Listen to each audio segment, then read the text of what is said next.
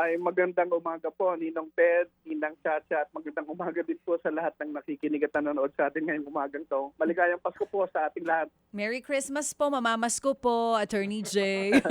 Ninong. Okay, Ninong, diretso po tayo 'di ba sa trabaho natin dahil ito yung mga panahon na pinakamarami po talagang tao sa pantalan dahil may mga umuuwi po ng probinsya. Kamusta po overall picture ng mga pantalan natin ngayon? Mas marami po ba yung tao ngayon compared to last year? Well, Ma'am Chacha, sa totoo lang po, no, ngayong araw po na to, medyo humuhupa na po pakonti-konti yung pundami ng mga pasahero natin sa mga pantalan natin. Ano? Bagamat nung nakaraang weekend po, nung Sabado at Linggo hanggang nung Lunes po, talagang dagsa po yung tao sa mga pantalan natin. At ayon po sa tanong nyo, kung mas marami po ba ngayon kaysa nung nakaraang taon, totoo po yan. Kasi ang ine-estimate po namin, kung nung nakaraang taon po, nasa 4.4 million po tayo na sa buong Pilipinas po na bumiyahe po sa mga pantalan natin between December 15 to January 5. Inaasahan po natin na for ngayong taon po na to between December 15 to January 5 ay aabot po tayo ng nasa 4.6 million. Ano? Pero dahil nga po sa nakita nating dagsa ng tao, mukhang yung pong estimate namin na 4.6 ay malalampasan po yun. Mabanggit ko lang po, Sir Ted, Ma'am Chacha, yung pong katulad example po natin sa Batangas, ang normally po, ang peak season volume po natin dyan, pag mga holidays, Pasko, Undas, nasa mga 20-21,000 lang po tayo dyan nakatao sa isang araw.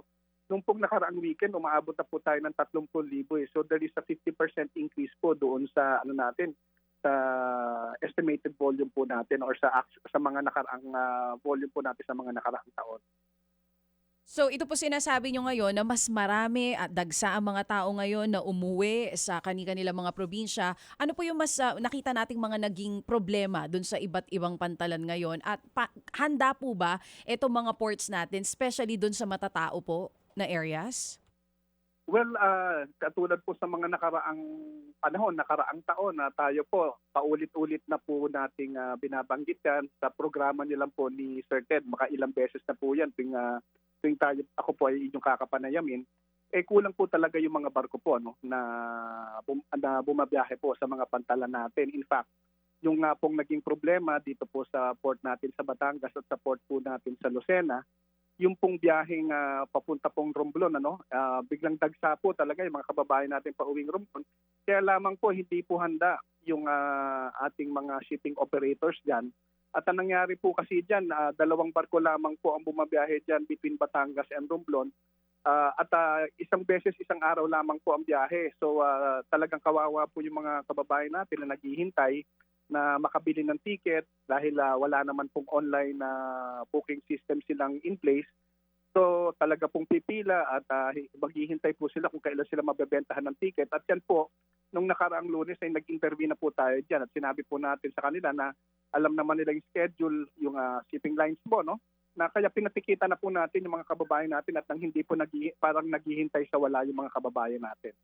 So, since ganito naman po yung sitwasyon natin every year, sabi niyo po kulang pa rin yung mga bumabiyahing barko, anong solusyon po natin dito para sa susunod na taon? Halimbawa, paparating na rin po yung Semana Santa para masiguro na hindi na po yan ma-experience ulit nitong mga kababayan natin.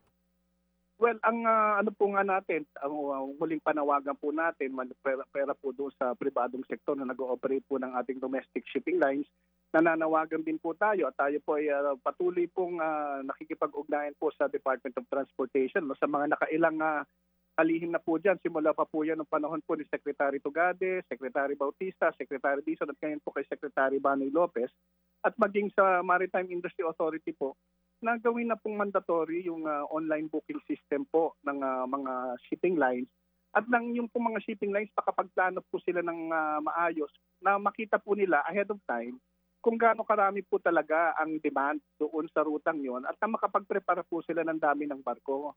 Kasi po pag malaman nila na malaki ang demand for this particular date, dapat para magkaroon po sila ng pagkakataon na maagang makapag-deploy ng mga barko at hindi po magde-deploy lamang sila kung kailan nakita na po nilang maraming pila yung tao, no? Kailangan po talagang magkaroon na po tayo ng digital solution diyan. And at the same time, ang suggestion din nga po natin kay Secretary Lopez po at sa Maritime Industry Authority siguro po ay kailangan na repasuhin na po natin yung mga polisiya po natin dito po sa domestic shipping sector na kasi po, Sir Ted, dekada na din po yan na pinatutupad. Mukhang hindi na po siya akma sa panahon ngayon. At nakikita natin, kulang ang pangangapital sa domestic shipping sector. Baka kailangan po siguro papasukin na dyan ng yung foreign participation at nang ma-upgrade na po yung yung kalidad ng serbisyo, pati po yung pangangapital po dyan ay magkaroon po ng panibagong pangangapital or investment dyan po sa sektor na yan. Sige po, Attorney Jay. Hindi po ba yun parang, di ba maaapektuhan naman po yung local sector natin noon? Hindi ba dapat ang maging solusyon po dyan is baka yung gobyerno ang dapat magbigay ng kapital sa kanila para hindi na tayo magpapapasok ng foreign sector?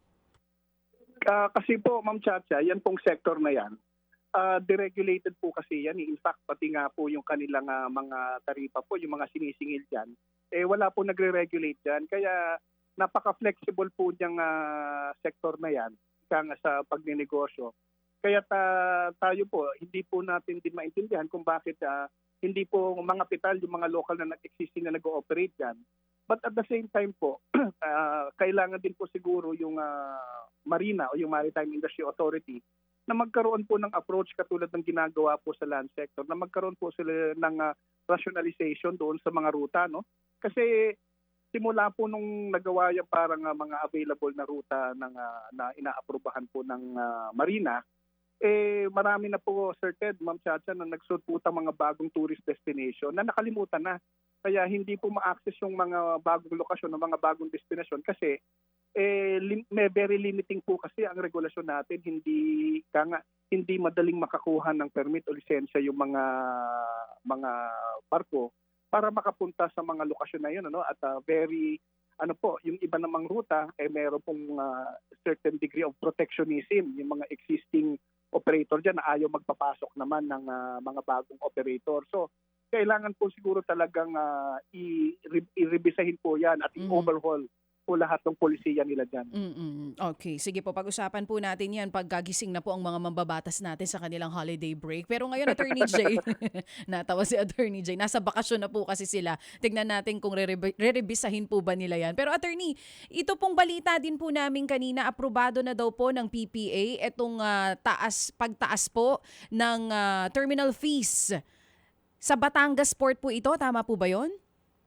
Tama po yan, Ma'am Chacha. No? In fact, pa po yan, medyo matagal. Ang huli pong pa-adjustment dyan sa Batangas Port na ang current po na terminal fee dyan ay 30 piso at yan po ay nung pa pong 2010. So 15 taon na pong 30 pesos na sinisingil dyan. At simula 2010 po hanggang ngayon 2025, napakalaki na po ng pagbabago po ng terminal dyan, ng operasyon at ng serbisyo po dyan sa Batangas Port.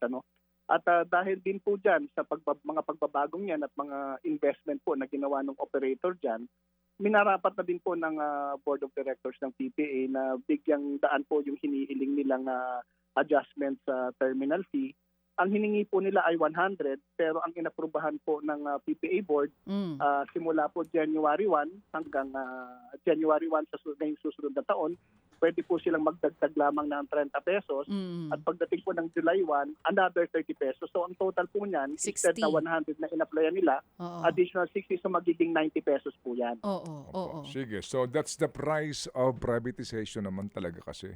Yan po yan ibinigay mo sa pribado, yung construction, pag pangangasiwa niyan, natural, hihingi sila ng karagdagang bayad. Parang sa NAIA din yan. Ganun po din yan sa Sir Jay, no? Ang paliwanag po dyan. Ang atin po lamang maging sulit yung pong dagdag na singil sa comfort and convenience ng mga pasahero. Ano po? Tama po, Sir Okay, Ted. In fact, sige. kung by comparison po, kung nakakaraan po kayo doon sa terminal po sa Katiklan, na yan po ay ino-operate po ng probinsya po ng Aklan, Ang terminal fee po dyan ay 300 pesos. Kung ikukumpara niyo po yung 300 pesos at saka yung kalidad po ng terminal doon dito po sa atin sa Batangas, by next year po hanggang 90 pesos lang at yan po ay hindi pwedeng i-adjust sa loob ng 3 taon.